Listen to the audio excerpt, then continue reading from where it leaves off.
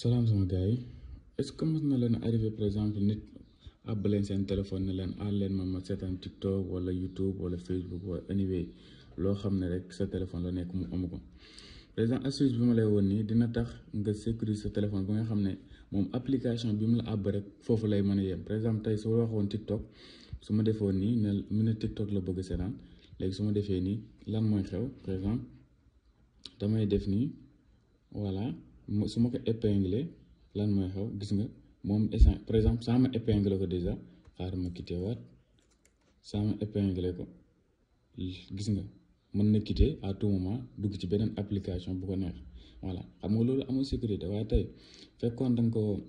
nga ko abal téléphone bi nii xam nga ñëw nii nga def épinglé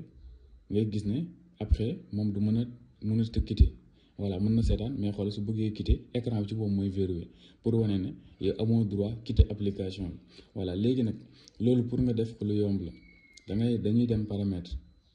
voilà ñuy ñëw fii paramètre su ñëwee paramètre ñu recherche épinglé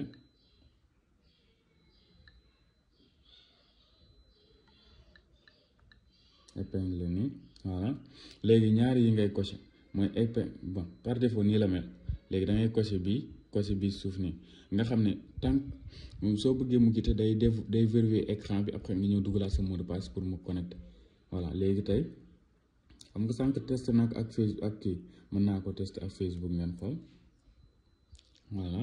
exemple tey xam nga su ma defee nii mën naa quitté mais xoolal su ma ñëwaatee def nii épinglé ko nga xam ne instant voilà duuti quitté te voilà mën na seetaan nag di def lu ko neex mais xoolal su ma bëggee quitté su ma defee nii 3 fois gis nga 2 fois rek ngay gis ne écran bi day verrouillé léegi gis nga verrouillé na pour mu léego bon xaar mu dugal sama empreinte gis nga léegi après à un moment donné rek day lii léegi su boobaa dina xam ne soo dugalee mot de passe bi affaire bi day désactivé wane ne borom téléphone moo récupéré war téléphone bi de la même manière su ma demoon tamit Facebook YouTube voilà mën naa def en tout cas application yëpp yi nga xam ne rek ñu ngi ci téléphone bi mën nga ko def manière bi léegi par exemple bii normalement gis nga mën naa quitté waaye su ma ko épinglé ba pare voilà dootuma mën a quitté di léegi mi ngi nii mën naa seetaan samay vidéo def lépp su ma defee nii gis nga 2 fois nga gis écran verrouillé gis nga écran ci boobu mooy verrouillé su ma ko déverrouillé nga gis voilà am naa accès directement sama téléphone maintenant mën naa réduire et tout ça